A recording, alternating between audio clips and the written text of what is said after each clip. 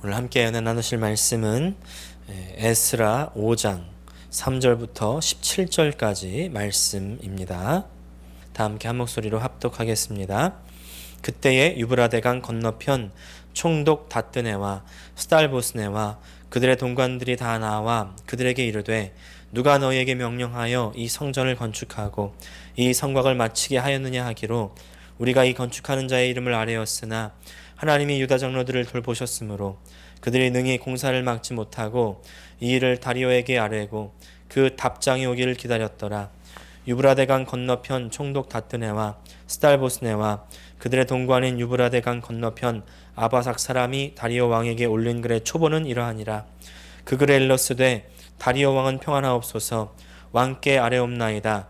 우리가 유다도에 가서 지극히 크신 하나님의 성전에 나아가 본즉 성전을 큰 돌로 세우며 벽에 나무를 얹고 부지런히 일함으로 공사가 그 손에서 형통하옵기에 우리가 그 장로들에게 물어보기를 누가 너에게 명령하여 이 성전을 건축하고 이 성곽을 마치라고 하였느냐 하고 우리가 또 그 우두머리들의 이름을 적어 왕에게 아뢰고자 하여 그들의 이름을 물은즉 그들이 우리에게 대답하여 이르기를 우리는 천지의 하나님의 종이라 예전에 건축되었던 성전을 우리가 다시 건축하노라. 이는 본래 이스라엘의 큰 왕이 건축하여 완공한 것이었으나 우리 조상들이 하늘에 계신 하나님을 노엽게 하였으므로 하나님이 그들을 갈대아 사람 바벨론 왕 느부갓네살의 손에 넘기심에 그가 이 성전을 헐며 이 백성을 사로잡아 바벨론으로 옮겼더니 바벨론 왕 고레스 원년에 고레스 왕이 조서를 내려 하나님의 이 성전을 다시 건축하게 하고 또 느부갓네살이 예루살렘 하나님의 성전 안에서 금, 은그릇을 옮겨다가 바벨론 신당에 두었던 것을 고레스 왕이 그 신당에서 꺼내어 그가 세운 총독 세스바살이라고 부르는 자에게 내주고 일러 말하되 너는 이 그릇들을 가지고 가서 예루살렘 성전에 두고 하나님의 전을 제자리에 건축하라 하매 이에 이 세스바살이 이르러 예루살렘 하나님의 성전지대를 놓았고 그때로부터 지금까지 건축하여 오나 아직도 미치지 못하였다 하였사오니 이제 왕께서 좋게 여기시거든 바벨론에서 왕의 보물전각에서 조사하사 과연 고레스 왕의 조서를 내려 하나님의 이 성전을 예루살렘에 다시 건축하라 하셨는지 보시고 왕은 이 일에 대하여 왕의 깊으신 뜻을 우리에게 보이소서 하였더라. 아멘. 오늘 에스라 5장 3절부터 17절까지 말씀을 중심으로 방해를 극복하는 신앙, 이와 같은 제목으로 함께 은혜 나누기 원합니다. 지금으로부터 10년 전입니다. 2010년 2월 25일인데요. 제가 미국에 살러 온 지 채 한 달도 안 되었던 때입니다. 제게 너무나 감격스러운 일이 있었는데요. 그래서 눈물까지 흘렸습니다. 사실 대한민국 국민이라면 너무나 감격스럽게 그 장면을 아마 지켜보았을 것입니다. 바로 김연아 선수가 2010년 밴쿠버 동계올림픽에서 금메달을 땄습니다. 저는 스포츠를 보면서 그렇게 감격하면서 본 것은 처음인데요. 이제 김연아 선수가 프리스케이팅을 마치고 나면서 두 손을 번쩍 올리고 그리고 눈물을 닦을 때 저도 함께 울었습니다. 그때 너무나 감격을 받아서인지 제 딸 이름까지 김연아로 지을 정도로 김연아처럼 금메달을 따라 이럴 정도로 감명을 많이 받았는데요. 김연아 선수가 처음 세계 무대에 등장한 것이요 2004년이라고 합니다. 그 이후에 이제 2006년에 주니어 세계 선수권 대회에서 1등을 하면서 이제 전 세계에서 돌풍을 일으키기 시작합니다. 그때 2등을 한 선수가 바로 아사다 마오 선수입니다. 이때부터 이제 김연아 선수와 아사다 마오 선수가 엎치락 뒤치락 하면서 서로 라이벌로 경쟁하면서 성장하게 되는 것이죠. 사실 좋은 라이벌 관계는 서로에게 약이 된다 이런 말이 있지 않습니까?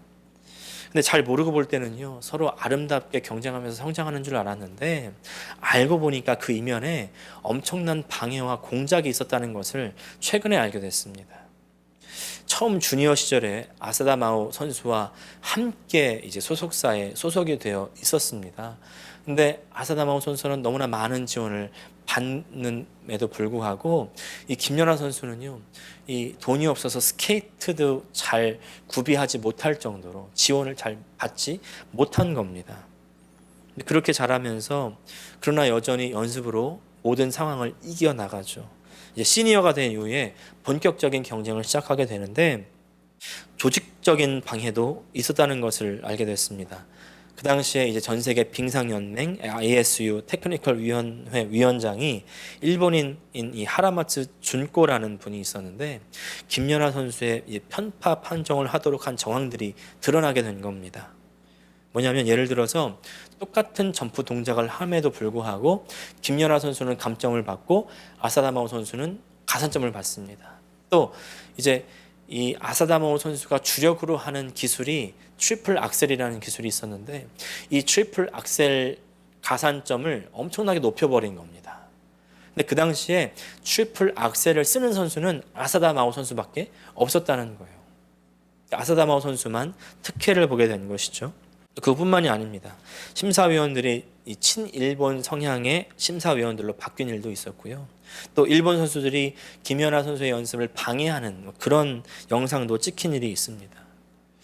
이런저런 개인적이고도 또 조직적인 그런 방해를 받음에도 불구하고 결국 2010년 이 밴쿠버 올림픽에서 아주 큰 점수차로 세계 신기록을 세우면서 금메달을 딸 때에 그때 얼마나 본인 스스로 너무나 감격이 됐을까. 저도요 그때 감동을 다시 느껴보고 싶어서 이제 그 당시 영상을 다시 한번 보게 됐습니다.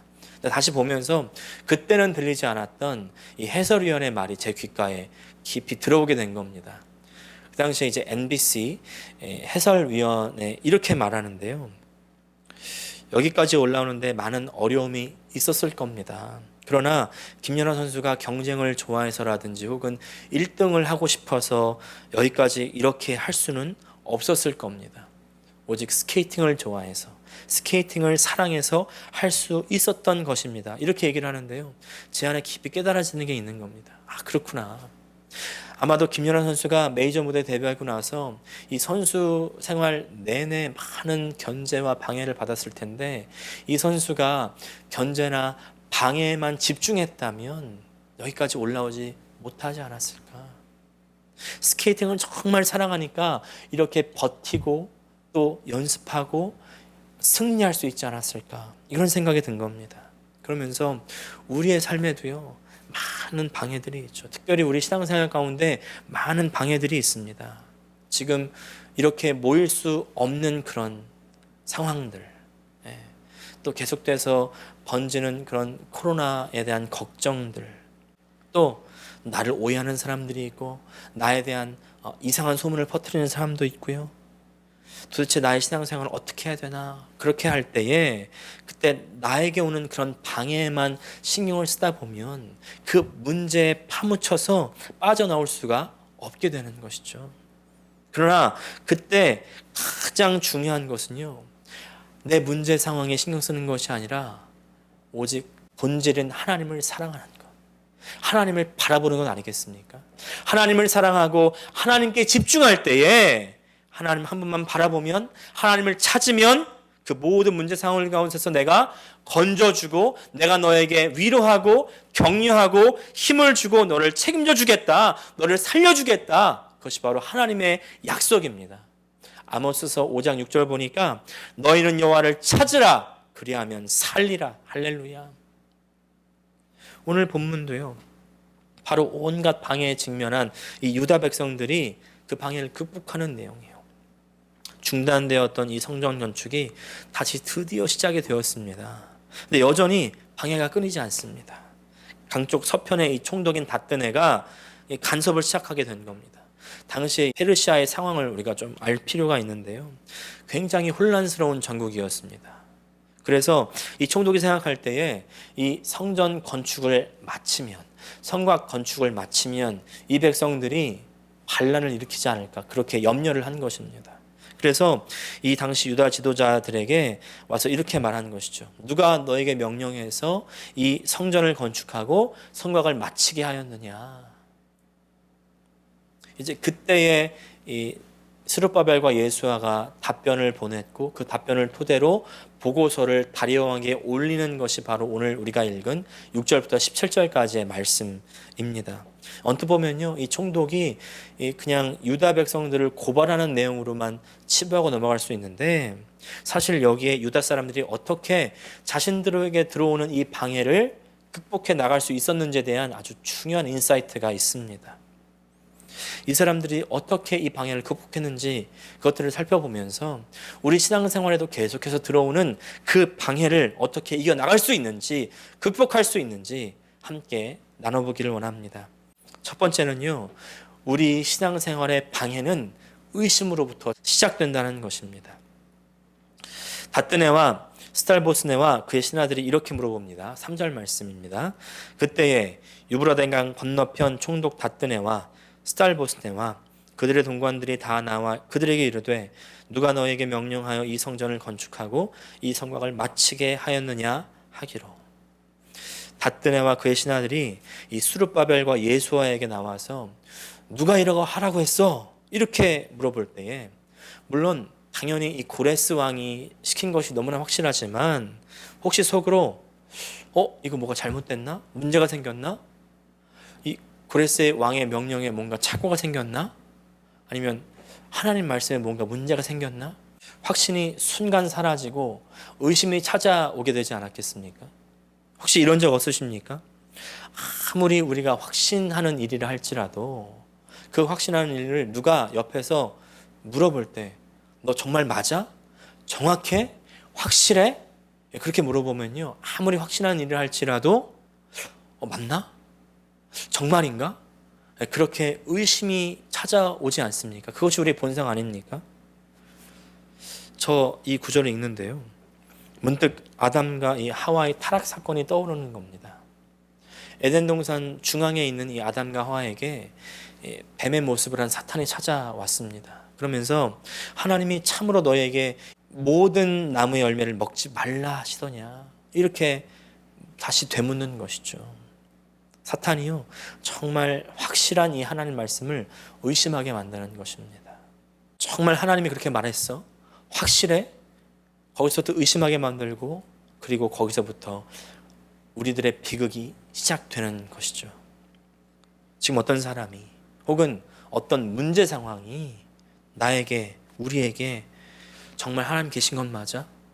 이렇게 질문하지 않습니까? 우리의 문제가 정말 하나님 약속하신 건 맞아? 이렇게 질문하고 있지는 않습니까? 그럴 때 슬그머니 의심이 우리 가운데 자리 잡습니다. 의심하게 만듭니다. 끊임없이 흔듭니다. 나의 신앙을 흔들고요, 나의 존재를 흔듭니다. 나의 건강도 흔들고, 나의 가정을 흔들고, 나의 직장도 흔들어 버리죠. 그때 확실하게 하나님 계셔, 하나님 말씀 확실해, 나에게 이렇게 약속하셨어, 이렇게 대답할 수 있는 저 여러분 되기를 축복합니다. 근데요, 사실 이 상황에 닥쳤을 때 이렇게 확실하게 대답하기가 쉽지 않습니다. 쉽지 않아요. 여러분, 베드로 기억나십니까? 예수님께서 십자가에 달리러 잡혀가셨을 때에 베드로가 가만히 그 뒤를 따라가고 있는데 옆에서 한 소녀가 베드로를 향해서 말합니다. 당신 저 사람의 제자 아닙니까? 그때 베드로가 나 제자 맞습니다, 이렇게 당당하게 말하지 못하는 겁니다. 비록 그 전날 밤에 예수님이 너는 나를 부인하리라 말씀하셨을 때 아닙니다 주님, 내가 맹세하건대 주님 부인하지 않겠습니다, 그렇게 확신했지만, 그러나 두려워함으로 말미암아 3번이나 예수님을 부인하게 되지 않습니까? 두려움 때문에, 나도 저렇게 잡힐까봐 두려움 때문에. 근데요 여러분, 이 두려움은 사실 다른 형태의 무신론이라는 것을 우리는 알아야 됩니다. 지금 두려움 때문에 걱정이 되십니까? 그때 여러분 이 말씀을 기억하시길 바랍니다. 그렇게 두려워했던 이 베드로 사도가 나중에 이렇게 고백합니다. 베드로 전서 5장 7절 말씀입니다. 너희 염려를 다 주께 맡기라, 이는 그가 너희를 돌보심이라. 할렐루야. 우리의 문제가 우리를 두렵게 만들 때 정말 하나님 계신가? 이렇게 말하는 대신에 하나님 살아계시지, 하나님 약속하셨지, 이렇게 대답할 수 있는 우리 모두가 되시기를 축복합니다. 근데 이렇게 믿음의 대답을 할 수 있으려면 우리에게 조건이 필요합니다. 그것은 바로 내가 누구인지를 아는 것입니다. 두 번째, 내가 누구인지를 파악해야 됩니다. 11절과 10절 말씀 같이 읽겠습니다. 그들이 우리에게 대답하여 이르기를 우리는 천지의 하나님의 종이라 예전에 건축되었던 성전을 우리가 다시 건축하노라. 이는 본래 이스라엘의 큰 왕이 건축하여 완공한 것이었으나 우리 조상들이 하늘에 계신 하나님을 노엽게 하였으므로 하나님이 그들을 갈대아 사람 바벨론 왕 느부갓네살의 손에 넘기시니 그가 이 성전을 헐며 이 백성을 사로잡아 바벨론으로 옮겼더니. 이 사람들이 처음부터 하는 말을 한번 들어보십시오. 우리는 천지의 하나님의 종이라. 할렐루야. 얼마나 멋있습니까? 여러분, 의심이 찾아올 때에 이렇게 당당하게 말할 수 있는 여러분 되기 원합니다. 나는 하나님의 종입니다. 근데 여러분, 이 사람들이 이렇게 나는 하나님의 종이라고 말하게 되기까지는 그냥 된 것이 아닙니다. 과정을 거쳤습니다. 무슨 과정입니까? 처음에 이 사람들은 하나님의 종이었죠. 하나님의 백성이었는데, 근데 중간에 하나님을 노엽게 했습니다. 어떻게 노엽게 했습니까? 하나님 말씀을 저버린 것입니다. 하나님 말씀에 불순종했습니다. 그리고 하나님을 떠났습니다. 안식을 지키지 않고 하나님께 제사를 드리지 않고 우상을 섬겼죠. 그래서 하나님께서 징계하심으로 말미암아 바벨론의 손에 넘어가게 된 것입니다. 바벨론의 포로가 되었고, 그리고 하나님의 성전은 다 무너졌습니다. 사실요, 유다 백성들의 흑역사 아니겠습니까? 하나님께 심판받았던, 징계받았던, 어두웠던 이 과거를요, 다른 사람 앞에 고백하기는 쉽지 않았을 겁니다. 근데 이렇게 고백하게 된 이유가 뭡니까? 그것은 바로 이제 이들의 흑역사가 더 이상 흑역사로만 그치지 않게 되었기 때문입니다. 왜 그렇습니까? 예전에 이들이 했던 잘못과 죄악들을 하나님 앞에서 완전히 회개하고 돌이켜서 이제 다시 하나님의 은혜 가운데로, 하나님의 품 안으로 돌아왔기 때문이죠. 하나님 안으로 돌아왔기 때문에. 이것이 회개입니다. 회개는 하나님 앞으로 돌아오는 것입니다. 그렇게 회개해서 하나님 앞으로 돌아올 때에 그때 완전한 회복이 있는 줄 믿습니다. 여러분, 참된 회개 가운데 참된 회복이 있습니다. 회개가 없이는요, 회복이 없습니다. 사랑하는 여러분, 혹시 내가 어떤 죄악에 빠져 있었습니까? 먼저 죄악에 빠져 있는 나를 발견하십시오. 하나님 말씀은 죄악 속에 있는 나를 발견하게 합니다. 내가 얼마나 죄인인가를 깨닫게 합니다. 하나님 말씀은 너는 죄인이다. 너는 죄로 말미암아 지옥에 들어갈 수밖에 없는 그런 마땅한 사람이다. 로마서에 따르면요, 우리를 이렇게 고발하죠. 너희는 불의가 가득하고 추악하고 탐욕이 가득하고 악이 가득하고 시기가 있고 살인하는 자고 분쟁과 시기와 악독이 있고 교만하고 비방하고 능욕하고 그리고 자랑하는 자고 악을 도모하고 거역하는 사람이고 우매한 자고 배역한 자다. 이런 일을 하는 사람들은 사형에 처하는 것이 마땅하다. 마땅하다. 여러분, 이 말을 듣고 기분 나빠할 것이 아니라, 하나님, 내가 사형에 처해야 될 사람이 마땅한 사람입니다. 하나님, 내가 죽어야 될 자입니다. 그렇게 가슴을 치고 마음을 찢는 우리가 되시기를 예수님의 이름으로 축복합니다. 그때 내 안에 회복이 찾아오는 것이죠. 나를 싸매시고 나를 고치시고 나를 새롭게 하십니다. 그러면 하나님께서 징계하셨던 그 과거가, 하나님께서 말씀하셨던 그 심판의 말씀들이 이제 감사의 고백으로 바뀌게 되는 것이죠. 하나님, 나를 다시 받아주시고 나를 용서하시고 나를 새롭게 하신 하나님 감사합니다. 그러니까요, 이제 예전에 그 어두웠던 과거들이 이제는 감사의 조건으로 바뀌는 것입니다. 오히려 더 크신 하나님의 은혜를 나타내고 드러내는 도구가 되는 것입니다. 이게 간증이죠. 옛날에 하나님 안 믿었을 때는 쫄딱 망했다가 하나님 믿으니까 성공했습니다. 돈 벌었습니다. 이게 간증이 아니라, 하나님, 내가 하나님의 은혜 가운데 새로워졌습니다. 새로운 존재가 되었습니다. 혹시 나는 세상적으로는 성공하지 않았을지라도 나의 마음이 이제 바뀌었습니다. 이게 참된 간증이라는 것이죠. 그래서 예전에는 차마 창피해서 말할 수 없었던 것들도 이제 감사함으로 간증할 수 있는 것입니다. 그리고 그렇기 때문에 미래도 두렵지 않고 나의 걱정과 근심도 하나님 앞에 온전히 맡길 수 있게 된 것입니다. 이게 겸손입니다. 그래서 너희 염려를 다 주께 맡기라는 이 베드로 사도가 그 바로 전절인 6절에서 이렇게 겸손하라고 이야기합니다. 베드로전서 5장 6절 말씀, 그러므로 하나님의 능하신 손 아래서 겸손하라. 무슨 말이에요? 하나님, 내가 이렇게 죄인이었고 그래서 하나님의 징계를 받았지만 그러나 내가 회개하고 하나님 앞에 돌아왔습니다. 나를 용서해 주신 주님 감사합니다. 나는 이제 주님의 능하신 손 아래에서 떠나지 않겠습니다. 그 안에 순복하겠습니다. 하나님, 겸손히 하나님의 종이 되겠습니다. 나는 하나님의 종입니다. 할렐루야. 여러분, 이렇게 따라서 고백해 보시기를 바랍니다. 나는 하나님의 종입니다. 나는 하나님의 종입니다. 할렐루야. 그 다음 세 번째, 하나님의 종인 우리가 할 일은 하나님께서 나를 위해서 행하신 그 역사를 기억하는 것입니다.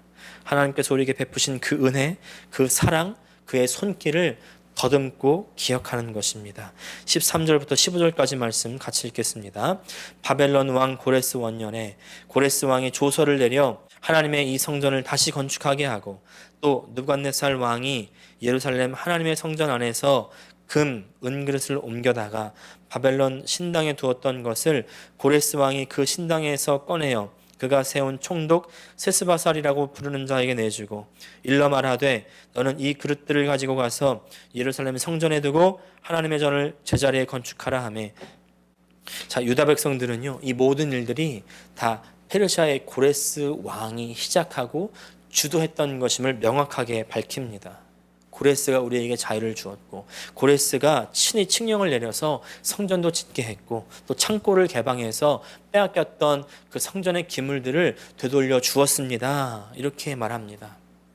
자, 이것들을 다시 상기하면서 이 사람들이 무엇을 생각했을까요? 고레스가 시작했지만 아무리 생각해봐도 이 길 가운데에 우리의 일들은 아무것도 없구나. 이 고레스를 감동한 사람은 하나님이셨구나. 하나님이 시작했구나. 하나님이 행하셨구나. 이렇게 다시 깨닫게 되지 않았겠습니까? 다시 되새기게 되지 않았겠습니까?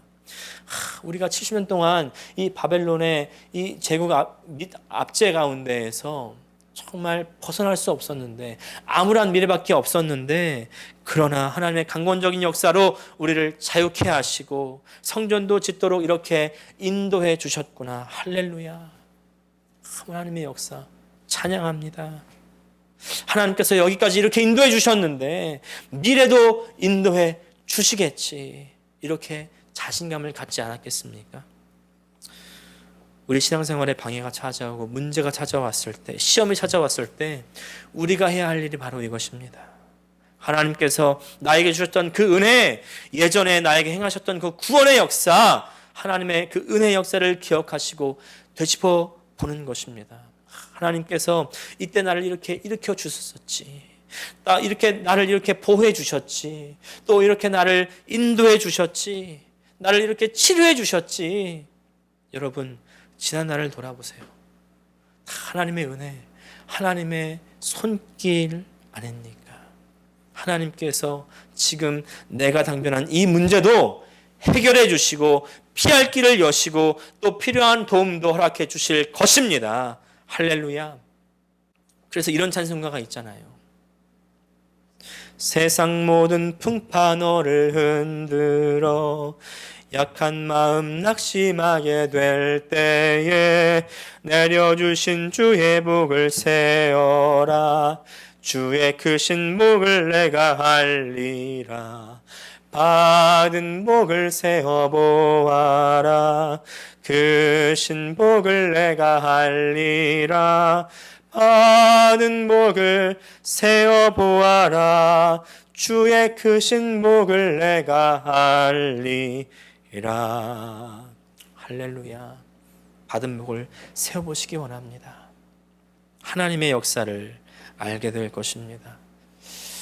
마지막 이야기를 드리면서 말씀을 마무리하겠습니다. 피트 윌슨 목사님이 쓰신 두려움이 속삭일 때라는 책에 나오는 일화입니다. 이 목사님이 한 교회의 유스 사역자였는데 교회를 개척해야 되겠다는 감동을 받은 겁니다. 그래서 담임 목사님께 말씀을 드렸습니다. 그랬더니 이제 담임 목사님과 온 교회가 축복하면서 이제 파송하는 것이죠. 이제 교회를 떠나는 날 밤에 유스 아이들과 부모님들이 이 피트 윌슨 당시 전도사님을 이제 환송하는 환송회를 가졌습니다. 축복된 환송회가 다 끝나고 이제 다들 파하고서 이제 교회를 정리하는데, 이제 교회 불을 끄면서 건물을 돌아다니는데 한 방에 불이 켜져 있었더라는 겁니다. 불을 끄러 갔는데 한 학부모님들이 이제 말씀을 나누고 있더래요. 창문을 통해서 나누는 말소리가 들리는데 이런 말을 하더랍니다. 저렇게 젊은 사람이 경험도 없이 무슨 담임 목회를 나가느냐, 교회에서 몇 가정이라도 같이 나와서 지원을 받지도 못하면서 어떻게 교회를 해나갈 수 있겠느냐, 이런 얘기를 하더라는 거예요.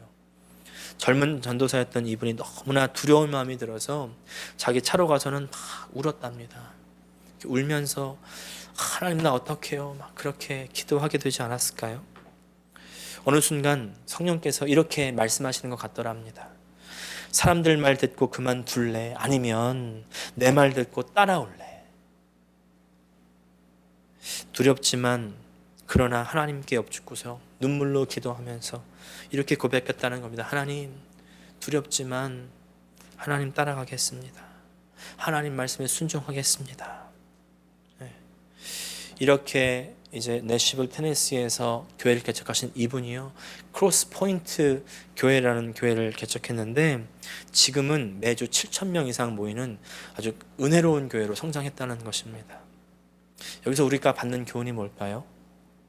교회에서 남의 말 할 때 창문 닫고 문 닫고 남의 말 하자는 게 아니라, 이 세상의 모든 위대한 일들에는 방해가 있죠. 특별히 하나님의 일에는요, 100이면 100 다 방해가 있습니다. 특별히 우리의 신앙은요, 위대한 일입니다. 내 개인의 신앙은요, 위대한 하나님의 역사라는 것을 기억하시기를 바랍니다. 그렇기 때문에 우리 신앙에는 방해가 찾아옵니다. 그때 대적은요, 우리를 두렵게 만듭니다. 불안하게 만듭니다. 의심하게 만들 것입니다. 그러나 거기서 포기하지 마십시오. 방해를 이겨내셔야 됩니다. 나의 죄가 있다면 회개하고 하나님의 능하신 손길 그 안으로 들어오시기를 바랍니다. 겸손하시기를 바랍니다. 나의 두려움을 던져버리시고 하나님께서 내게 행하신 그 일들, 그 역사를 기억하시고 찬양하시기를 바랍니다. 하나님께서 우리를 살려주실 것입니다. 하나님께서 우리를 건져주실 것입니다. 환난 날에 나를 부르라. 내가 너를 건지리니 네가 나를 영화롭게 하리로다. 할렐루야. 우리 함께 찬양하고 기도하시겠습니다.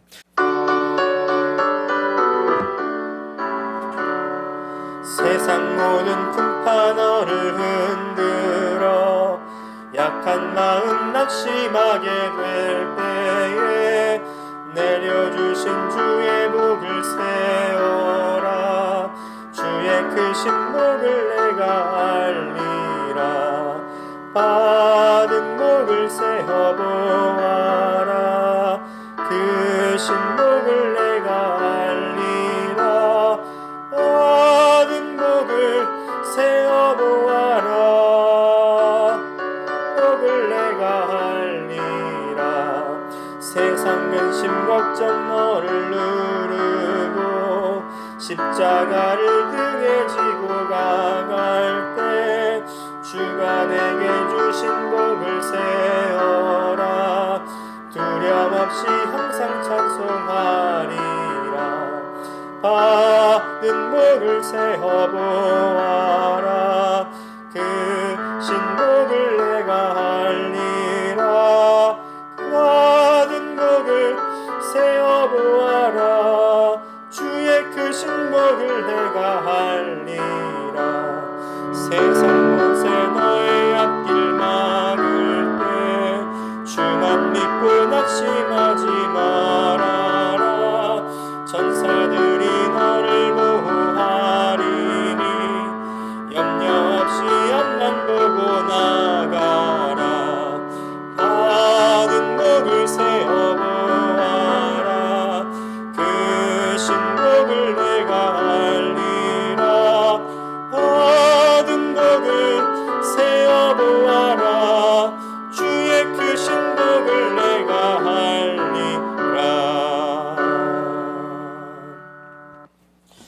아멘.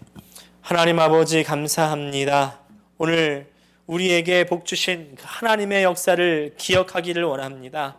하나님, 이 세상은 아버지, 우리의 환경은 아버지 우리를 두렵게 만들고 우리를 걱정과 그리고 의심으로 몰아넣지만, 그러나 오늘 우리의 모든 걱정과 근심을 다 주께 맡겨버리게 하여 주시고 겸손하게 능하신 하나님의 손길 안으로 들어가게 하여 주시옵소서. 하나님, 겸손하게 우리의 마음을 겸비하고 우리에게 은혜 주신 그 하나님을 다시 한번 바라보며 하나님께 나아가는 우리 모든 주의 백성들 다 되게 하여 주시옵소서. 그래서 우리 신앙생활에 오는 모든 방해를 이기고 극복할 수 있게 하여 주시고 마지막에 승리하는 우리 모든 주의 백성 되게 하여 주시옵소서. 이제는 우리 주 예수 그리스도의 은혜와 하나님 아버지의 사랑과 성령의 교통하심이 방해를 극복하며 주님 앞에 나아가 주님의 종으로 살기로 다짐하는 모든 주의 백성들 가운데 함께하여 주시옵기를 간절히 축원드리옵나이다. 아멘.